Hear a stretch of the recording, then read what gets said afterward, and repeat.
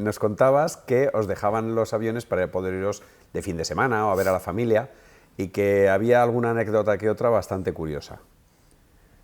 Sí, bueno, yo siempre he dicho que un piloto se hace volando. Es correcto. Por Además, mucho que te digan y te cuenten y todo eso, son horas de vuelo. Y entonces, en aquella época, porque ahora, cuando lo cuento, la gente se escandaliza. Y yo les decía, mira, en todos los bases de aviones, tú puedes estar volando unos aviones, pero hay otros aviones. Y eso no lo vuela nadie muchas veces.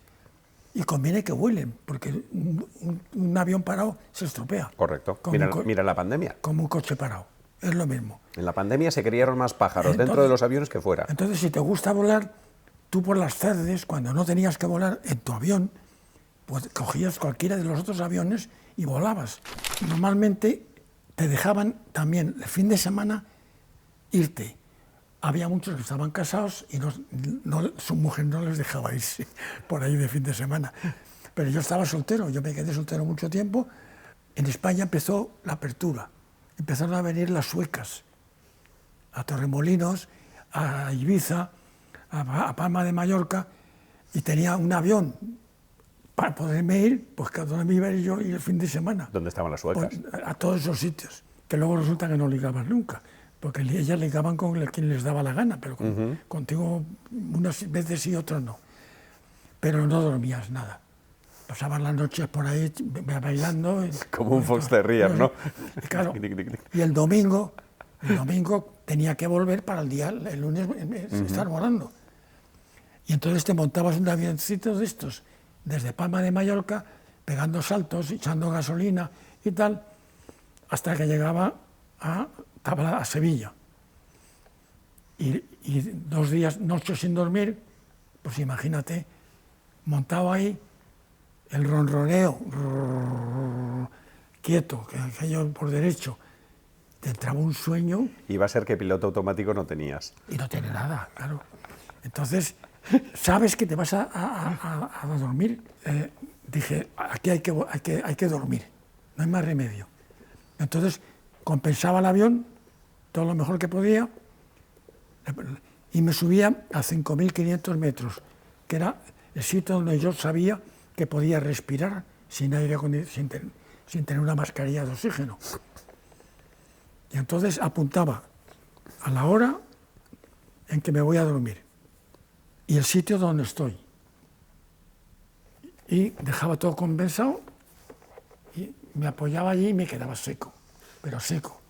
Podía estar seco 10 minutos o una media hora, no tengo ni idea.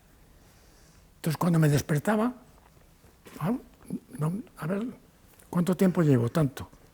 Vale. Estaba aquí, a la velocidad que tengo puedo estar por un radio así. Miraba tierra, estaba muy alto, veía ferrocarriles. Y entonces buscaba un ferrocarril y una estación. Me tiraba para abajo, entonces pegaba una pasada a la altura de los letreros de una estación y leía allí dentro, Torrecillas. Joder, pues estoy en Torrecillas. Y ya miraba el mapa y ve, pues tengo que poner rumbo tal para poder llegar al otro lado. Y así es cuando he vuelto muchas veces. Y luego el Messer no. El Messer también me he ido cuando estaba en Copero con los Messer, también me dejaban en el avión y me gustaba más porque corría más, pero resulta que tienen 1 hora y cuarto de autonomía. No llegabas a ninguna sueca. Y tenía que ir parando. Ay. Pero bueno, pues me paraba en Albacete, paraba en San Javier, y me iba a Ibiza y luego la vuelta. Una anécdota también parecida de tu compañero de equipo de Ángel Negrón, que sabes que también estuvo con nosotros muchos años colaborando con el equipo, y él me contó que se llevó un fin de semana a Palma de Mallorca porque estaba su novieta, todavía su novieta, la que sería luego su mujer, se llevó un saeta y intentando impresionarla, se ve que todavía no le estaban dando un poquito de... no le estaban poniendo muy buenos ojillos, hizo un poco de acrobacia cerca de la costa, con tan mala suerte que se le desprendió el tanque de combustible. Cuando se dio cuenta de la jugada, puso pies en polvorosa, pensando que cuando aterrizara ya le iban a decir que hasta aquí has llegado, chaval, y ras, ras y para tu casa. Y nunca trascendió. Alguien, bueno, o el tanque de combustible cayó lejos de la playa y nunca se supo de qué era, o alguien le echó una mano, pero bueno. Bueno, yo sé, Tomás Castaño, que se quedó campeón en Bilbao, campeón del mundo, tenía la novia en Melilla. Iba a verla y un día, oye, no la pudo ver a la novia, y cuando por fin pudo contactar con ella, dice, oye, que te estuve llamando el otro día y no había manera de comunicar contigo.